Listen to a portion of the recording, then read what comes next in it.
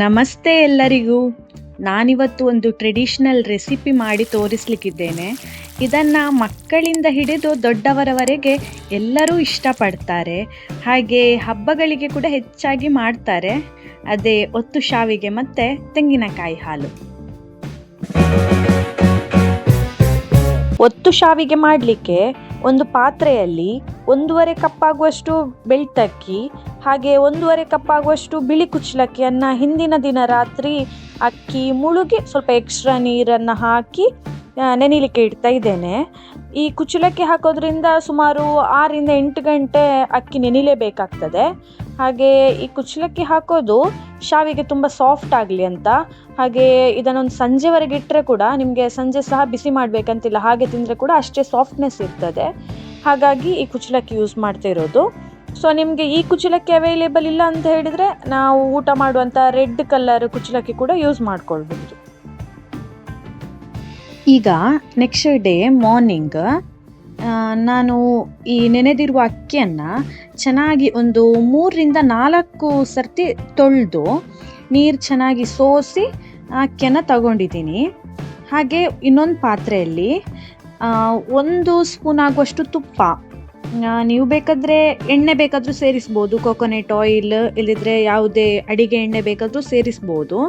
ಸೇರಿಸಿ ಈಗ ಒಂದು ಮಿಕ್ಸಿ ಜಾರ್ಗೆ ನಾವು ತೊಳೆದು ತಗೊಂಡಿರುವ ಅಕ್ಕಿಯನ್ನು ಹಾಕಿ ಹಾಗೆ ರುಚಿಗೆ ತಕ್ಕಷ್ಟು ಉಪ್ಪು ಹಾಕಿ ಮತ್ತು ನೀರು ಕೂಡ ಸೇರಿಸಿ ಒಂದು ಸ್ಮೂತ್ ಪೇಸ್ಟ್ ಮಾಡಿಕೊಳ್ಬೇಕು.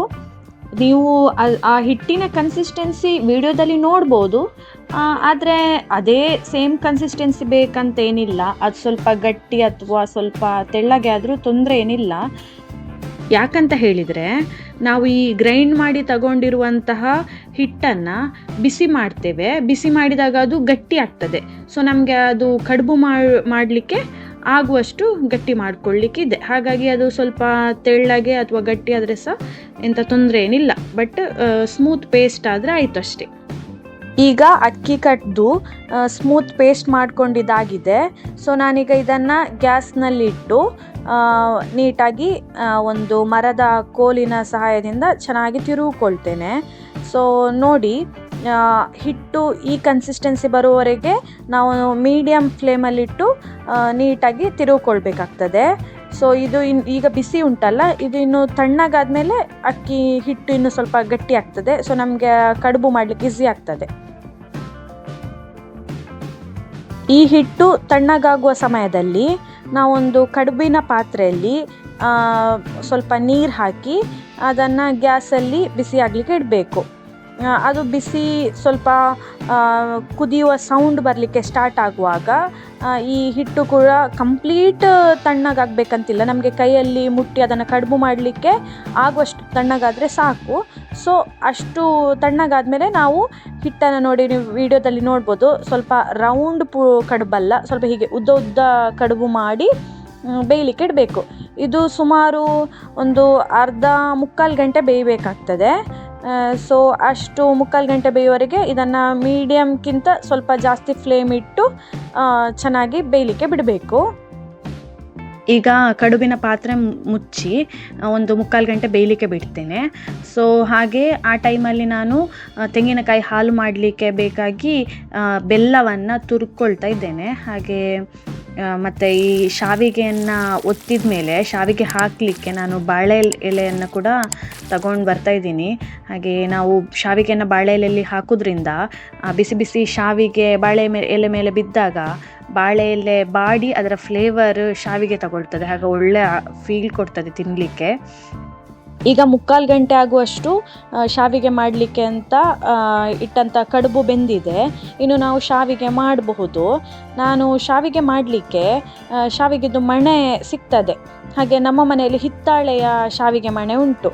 ಇದರಲ್ಲಿ ಸಣ್ಣ ಸಣ್ಣ ಕಣ್ಣಿನ ಶಾವಿಗೆದ್ದು ಅಚ್ಚುಂಟು. ಸೊ ನಾನು ಅದನ್ನೇ ಯೂಸ್ ಮಾಡಿಕೊಂಡು ಯೂಶ್ವಲಿ ಶಾವಿಗೆ ಮಾಡೋದು. ಹಾಗೆ ಈ ಮಣೆಗೆ ಸ್ವಲ್ಪ ಎಣ್ಣೆಯನ್ನು ಹಚ್ಚಬೇಕು. ಹಚ್ಚಿ ಮತ್ತು ನಾವು ಆ ಕಡುಬನ್ನು ಹಾಕಿ ಒತ್ತೋದು. ಸೊ ನಾನಿಲ್ಲಿ ಈ ಶಾವಿಗೆ ಕಡುಬನ್ನು ಹಾಕಿ ನಾನೇ ಇಲ್ಲಿ ಒತ್ತುತ್ತಾ ಇದ್ದೇನೆ. ಹಾಗೆ ನನ್ನ ಮಗ ನನಗೆ ಅದಕ್ಕೆ ಹೆಲ್ಪ್ ಮಾಡ್ತಿದ್ದಾನೆ. ಮತ್ತು ನನ್ನ ಹಸ್ಬೆಂಡ್ ಕೂಡ ಅದನ್ನು ಶಾವಿಗೆ ಒತ್ತಿದ್ರು, ನಾನೊಂದೆರಡು ಒತ್ತಿದ್ದಷ್ಟೇ.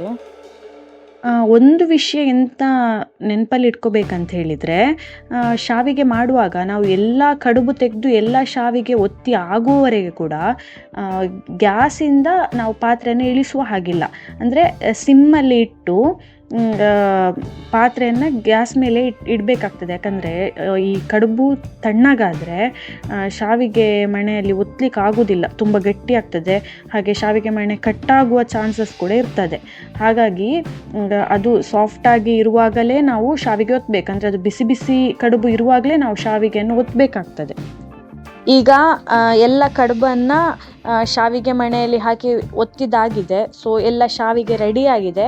ನಾನಿಲ್ಲಿ ತೆಂಗಿನಕಾಯಿ ಹಾಲು ರೆಡಿ ಮಾಡಲಿಕ್ಕೆ ಸುಮಾರು 1 ಭಾಗ ತೆಂಗಿನಕಾಯಲ್ಲಿ ಒಂದು 3/4 ಆಗುವಷ್ಟು ತೆಂಗಿನಕಾಯಿಯನ್ನು ತುರಿದು ತಗೊಂಡಿದ್ದೇನೆ. ಹಾಗೆ ನಾನು ಅದರದ್ದು ಕೆಳಗಡೆ ಪಾರ್ಟ್ ತಗೊಂಡಿಲ್ಲ, ಬರೀ ಬಿಳಿ ಬಿಳಿ ಪಾರ್ಟ್ ಮಾತ್ರ ತಗೊಂಡದ್ದು. ಹಾಗೆ ಇದನ್ನು ಒಂದು ಸಣ್ಣ ಮಿಕ್ಸಿ ಜಾರ್ಗೆ ಹಾಕಿ ಅದಕ್ಕೆ ಒಂದು ಅರ್ಧ ಕಪ್ ಆಗುವಷ್ಟು ನೀರು, ಹಾಗೆ ರುಚಿಗೆ ತಕ್ಕಷ್ಟು ಉಪ್ಪು ಸ್ವಲ್ಪ ಸೇರಿಸಿದರೆ ಸಾಕು. ನೀವು ವಿಡಿಯೋದಲ್ಲಿ ನೋಡ್ಬೋದು, ಒಂದು ಚಿಟಿಕೆಯಷ್ಟು ಉಪ್ಪು, ಹಾಗೆ ಬೆಲ್ಲ ನಮ್ಮ ರುಚಿಗೆ ತಕ್ಕಷ್ಟೇ ಬೆಲ್ಲ ಕೂಡ ಹಾಕಲಿಕ್ಕೆ ನಾನಿಲ್ಲಿ ಒಂದು 3 ಸ್ಪೂನ್ ಬೆಲ್ಲ ಹಾಕ್ತಿದ್ದೇನೆ.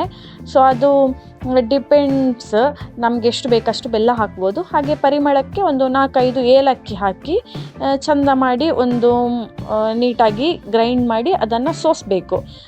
ಸೊ ಒಂದು ಸರ್ತಿ ಸೋಸಿ ಆ ತೆಂಗಿನಕಾಯಿಯನ್ನು ನೀಟಾಗಿ ಹಿಂಡಿ ಅದನ್ನು ಪುನೊಮ್ಮೆ ಮಿಕ್ಸಿಗೆ ಹಾಕಿ 2ನೇ ಸರ್ತಿ ಹಾಗೆ ನೀರು ಹಾಕಿ ಗ್ರೈಂಡ್ ಮಾಡಬೇಕು. ಸೊ ನಾನಿಲ್ಲಿ 2 ಸರ್ತಿ ಗ್ರೈಂಡ್ ಮಾಡಿ ನೀರು ತೆಗೆಯೋದು, ತುಂಬ ತೆಳ್ಳಗೆ ಮಾಡ್ಕೊಳ್ಳೋದಿಲ್ಲ. ಹಾಗೆ ನಾನು ಅಷ್ಟು ತೆಂಗಿನಕಾಯಿಗೆ ನಾನು ಯೂಸ್ ಮಾಡಿದ್ದು 1 ಕಪ್ ಆಗುವಷ್ಟು ನೀರಷ್ಟೇ. ಒಂದು ಶಾವಿಗೆ ತಿನ್ನಲಿಕ್ಕೆ ನಮಗೆ ಒಂದು 1/4 ಕಪ್ ಹಾಲು ಸಾಕಾಗ್ತದೆ. ಹಾಗೆ ಒಂದು ಅರ್ಧ ಕಪ್ ಹಾಲಲ್ಲಿ ನಮಗೆ 2 ಶಾವಿಗೆ ತಿನ್ಬಹುದು. ಸೊ ಹಾಗೆ ಎಷ್ಟು ಬೇಕಷ್ಟೇ ಮಾಡಿಕೊಂಡ್ರೆ ಒಳ್ಳೆಯದು. ಯಾಕಂದರೆ ತುಂಬ ತೆಳ್ಳಗೆ ಮಾಡಿದರೆ ಅದಷ್ಟು ಟೇಸ್ಟಿ ಆಗಿರೋದಿಲ್ಲ. ನಮಗೆ ಆ ತೆಂಗಿನಕಾಯಿ ಹಾಲಿದ್ದು ಫ್ಲೇವರ್ ಒಳ್ಳೆ ಬೇಕಂತೇಳಿದರೆ ನಾವು ಆದಷ್ಟು ತಿಕ್ಕಾಗಿ ಆ ತೆಂಗಿನಕಾಯಿ ಹಾಲನ್ನು ಮಾಡ್ಕೊಳ್ಬೇಕಾಗ್ತದೆ. ಈಗ ತೆಂಗಿನಕಾಯಿ ಹಾಲು ರೆಡಿಯಾಗಿದೆ. ಇನ್ನು ಶಾವಿಗೆಯನ್ನು ಟೇಸ್ಟ್ ಮಾಡೋದೇ ಬಾಕಿ. ನೋಡಿ ಶಾವಿಗೆ ಎಷ್ಟು ಸಾಫ್ಟಾಗಿ ಬಂದಿದೆ ಅಂತ ನಿಮಗೆ ವಿಡಿಯೋದಲ್ಲಿ ಗೊತ್ತಾಗ್ಬೋದು. ಹಾಗೆ ನಾನೀಗ ಇದನ್ನು ನನ್ನ ಮಗ ಮತ್ತು ನನ್ನ ಹಸ್ಬೆಂಡ್ಗೆ ಟೇಸ್ಟ್ ಮಾಡಲಿಕ್ಕೆ ಕೊಡ್ತಾ ಇದ್ದೇನೆ. ಇಬ್ಬರು ಕೂಡ ಟೇಸ್ಟ್ ಮಾಡ್ತಾ ಇದ್ದಾರೆ. ನನ್ನ ಹಸ್ಬೆಂಡ್ಗೆ ಇಲ್ದಿದ್ರು ಶಾವಿಗೆ ಮತ್ತು ತೆಂಗಿನಕಾಯಿ ಹಾಲು ಅಂದರೆ ತುಂಬ ಇಷ್ಟ, ಈವನ್ ನನ್ನ ಮಗನಿಗೆ ಕೂಡ. ಸೊ ಇಬ್ಬರು ಕೂಡ ಎಂಜಾಯ್ ಮಾಡ್ತಾ ಇದ್ದಾರೆ, ಇಬ್ಬರಿಗೆ ಕೂಡ ಒಳ್ಳೆಯದಾಗಿದೆ ಅಂತ ಹೇಳ್ತಿದ್ದಾರೆ. ಸೊ ನೀವು ಕೂಡ ಮನೇಲಿ ಟ್ರೈ ಮಾಡಿ, ಖಂಡಿತ ನಿಮಗೆ ಇಷ್ಟ ಆಗಿಯೇ ಆಗ್ತದೆ. Thanks for watching. ಎಲ್ಲರಿಗೂ ಧನ್ಯವಾದಗಳು. ಹಾಗೆ ಈ ವಿಡಿಯೋ ನಿಮಗೆ ಇಷ್ಟವಾದಲ್ಲಿ ಈಗಲೇ ಲೈಕ್ ಮಾಡಿ, ಶೇರ್ ಮಾಡಿ, ಕಮೆಂಟ್ ಮಾಡಿ. ಹಾಗೆ ನನ್ನ ಚಾನಲನ್ನು ಇನ್ನೂ ಸಬ್ಸ್ಕ್ರೈಬ್ ಆಗಿಲ್ಲ ಅಂತ ಹೇಳಿದರೆ ಈಗಲೇ ಸಬ್ಸ್ಕ್ರೈಬ್ ಮಾಡಿ.